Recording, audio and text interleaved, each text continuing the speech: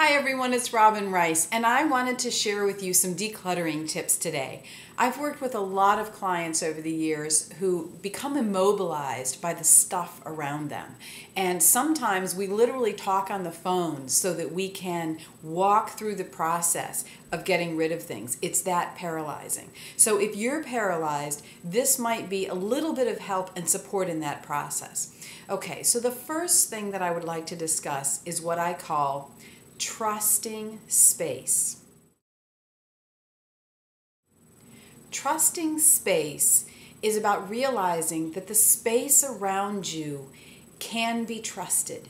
You might not trust the space around you. You might think, it's cluttered, it's not me, it doesn't feel right, and I don't feel good here. And so what I would say is that the space itself has an energy around you, and we want to get back to a place where you trust it, which means that you want to get rid of anything that doesn't really support you, that doesn't really say, yes, this is me. And even if you have to have some things off to the side or in a pile that are not really you but still have to be dealt with, they should be together in a separate place that can be protected so that the space around you becomes open and inviting and allows new things to come and not more clutter, new things that you really want.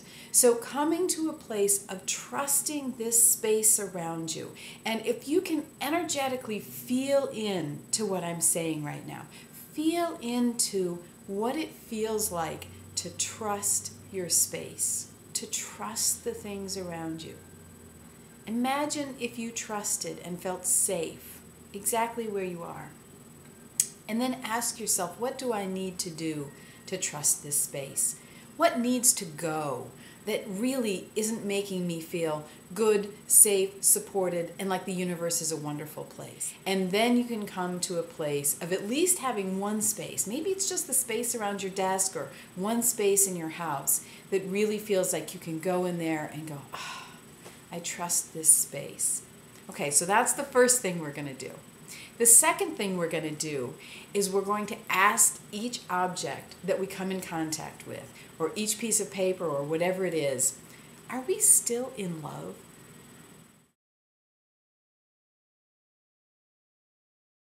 I know it's an extraordinary criteria for the things around you, but are we still in love? Let me show you something.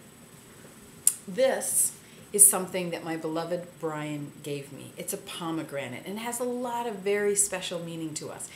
I'm still in love with this pomegranate. I'm telling you, I really am. And then there's this picture, me and my daughter when she was really little.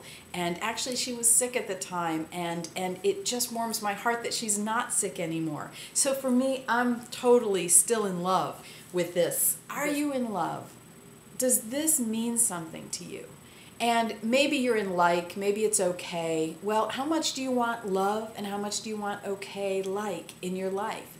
And what I'm going to suggest to you is be ruthless. Really be ruthless, because you deserve to have what you love. You deserve to be in love with life. You deserve that. And so getting rid of those things is saying to yourself, I deserve to be in love. And maybe there's only 2 or 3 things in your surroundings that you absolutely love. I promise you, if you go through this process of getting rid of what you don't love, you will begin to love the space around you. And my criteria now is, if it's mine and it's my choice, and of course we all know that's not always the case, we live with other people, but if it's mine and it's my choice, I love it or I leave it.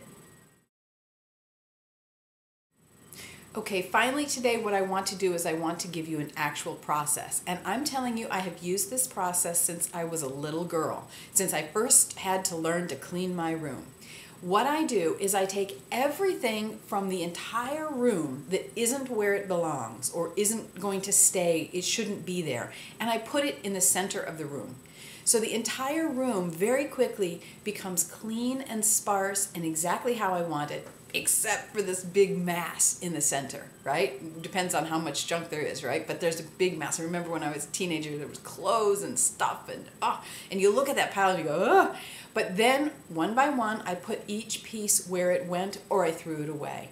And this process is really, really easy because immediately you see how good it's going to feel when everything else around you is going to look like you want it to look.